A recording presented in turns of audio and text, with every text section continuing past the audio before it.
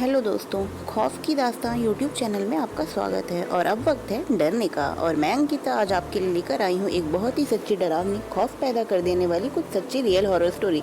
अगर आपको horror story सुनना पसंद है तो मेरे चैनल को सब्सक्राइब ज़रूर कीजिए और बगल में लगे बेल आइकन को भी दबा दीजिए ताकि आगे आती हुई कहानी आपको मिल सके। तो चलिए पढ़ते हैं आज की कहानी की ओर। ये कहानी मुझे मेरे फ्रेंड ने मैसेज की है तो मैं ये कहानी उसकी सुनाती हूँ आपको। ये कहानी मुझे मेरी माँ ने सुनाई थी। मेरी माँ एक छोटे से शहर से संबंध रखती है और ऐसा माना जाता है कि उस गांव में कुछ बहुत बुरी शक्तियाँ वास करती हैं। ऐसा ही एक बुरी आत्मा से सामना मेरे नाना जी का हुआ। वह चुड़ैल थी, खुले बालों और सफ़ेद भयानक चेहरे वाली चुड़ैल। ठंड का समय था, शहर में घना कोहरा छाया हुआ था। मेरे नाना एक बड़े अधिकारी थे। रोज की तरह उस दिन जब मेरे नाना अपना काम खत्म कर दफ्तर से घर की ओर जाने लगे तो रास्ते में पड़ने वाले बाजार से वह कुछ सामान लेने के लिए रुके।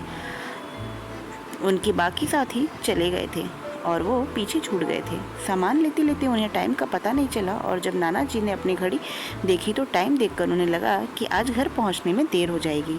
उन्होंने सोचा कि जंगल के रास्ते जाऊं तो जल्दी पहुंच जाऊंगा, इसलिए उन्होंने जंगल की ओर गाड़ी घुमा ली। काफ़ी अंधेरा हो गया था। नाना जी तेज गति से गाड़ी चला रहे थे, लेकिन उनकी गाड़ी के आगे एक औरत आ गई। उन्हें झटके से ब्रेक मारनी पड़ी। जो औरत गाड़ी के सामने आई थी वो तेज तेज रो रही थी। नाना जी को लगा ये जरूर किसी मजदूर की पत्नी होगी जो रास्ता भटक गई है। रास्ता सुनसान था, इसलिए उन्होंने सोचा कि इस महिला की मदद की जाए। उन्होंने उस औरत से पूछा कि वह यहाँ अकेले क्या कर रही है। उसने कोई जवाब नहीं दिया, जोर जोर से रोने लगी। ऐसा लग रहा था मानो सारा जंगल उसकी आवाज़ से गूंज रहा हो। नाना जी ने पूछा कि उसका घर कहाँ है, तो भी वह कुछ ना बोली। नाना जी ने उसे बोला कि तुम मेरे साथ मेरे घर चलो, सुबह मैं तुम्हें तुम्हारे घर छोड़ दूंगा। वह नाना जी के साथ चलने के लिए तैयार हो गई और गाड़ी के पीछे वाली सीट पर बैठ गई। रीति रिवाज के कारण उसने अपने सिर पर घूंघट डाल रखा था, जिसकी वजह से उसका चेहरा छिपा हुआ था। गाड़ी पर सब नाना जी का घर पर सब नाना जी का इंतजार कर रहे थे। जैसे ही गाड़ी की आवाज़ आई सब भागकर इकट्ठा हो गए। जब उस महिला के बारे में घर वालों ने पूछा तो नाना जी ने सारी कहानी बताई। नाना जी ने कहा आज खाना यही बना देगी, लेकिन मेरी माँ को उस महिला पर शक हो गया था। उन्हें लगा कि ये कोई चोर है जो घर का सामान चुरा कर भाग जाएगी। माँ ने उसे रसोई में जाकर खाना बनाने को कहा। वह बिना कोई जवाब दिए वहाँ से चली गई। रसोई में से अजीब सी आवाज़ें भी आ रही थीं। रसोई में सारा सामान रखवा कर मेरी माँ ने उसे कहा कि सब भूखे हैं इसलिए जल्दी खाना बना लो।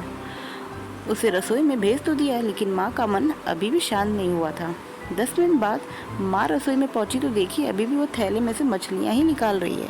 यह देखकर माँ को गुस्सा आ गया। उन्होंने कहा कि अभी तक तुमने खाना बनाना शुरू नहीं किया, कब बनेगा खाना, कब हम खाएंगे। उस महिला का चेहरा भी अभी ढका हुआ था, इसलिए किसी ने उसके चेहरे को नहीं देखा था। माँ उसका चेहरा देखने की कोशिश कर रही थी, लेकिन उसे उसकी एक झलक ना दिखाई दी। माँ ने कहा कोई ज़रूरत हो तो बुला लेना, लेकिन फिर भी वो कुछ ना बोली। उन्हें लगा कि शायद अनजान लोगों से डर रही होगी। माँ रसोई से चली गई, लेकिन जब 10 मिनट बाद फिर वापस आई तो रसोई का दृश्य देखकर माँ डर गई। उनके पैर जैसे वहीं जम गए। उनके गले की आवाज़ निकल ही नहीं रही थी। उन्होंने देखा वह औरत रसोई में स्लैब पर बैठकर कच्ची मछलियाँ खा रही है। सारे रसोई में हड्डियाँ और मांस के टुकड़े पड़े हुए थे। उसके सिर का घूंघट भी उतरा हुआ था। उसका चेहरा बेहद खौफनाक था, बाल बहुत बड़े और नाखून एकदम काले। वो मछलियाँ खाने में मगन थी, इसलिए उसका ध्यान माँ पर नहीं गया। माँ भी चिल्लाई नहीं कि कहीं वो और ज़्यादा खतरनाक ना हो जाए। माँ ने एक थाल उठाया और वह चूल्हे में से जलता हुआ कोयला उठाकर उसकी तरफ दौड़ी। कोयला उस चुड़ैल पर फेंक दिया। आग की जलन की वजह से वह डायन तेज तेज आवाज़ निकालने लगी और उसकी आवाज़ सुनकर सारा घर इकट्ठा हो गया। उसे आग दिखाकर सब घर वाले बाहर निकाल दिए। उसकी आवाज़ इतनी तेज़ थी कि आसपास के लोग का भी बाहर जमावड़ा लग गया। वह डायन लोगों की भीड़ को हटाते हुए जंगल की तरफ दौड़ी। सारे लोग डर के मारे काँप रहे थे और मेरी माँ की हिम्मत की दाद दे रहे थे कि अगर उन्होंने सही समय पर कोयले से उस डायन को भगाया ना होता तो ना जाने आज क्या हो जाता। तो ये थी आज की कहानी दोस्तों। आपको कैसी लगी ज़रूर बताइएगा और मेरे चैनल को सब्सक्राइब ज़रूर करिएगा।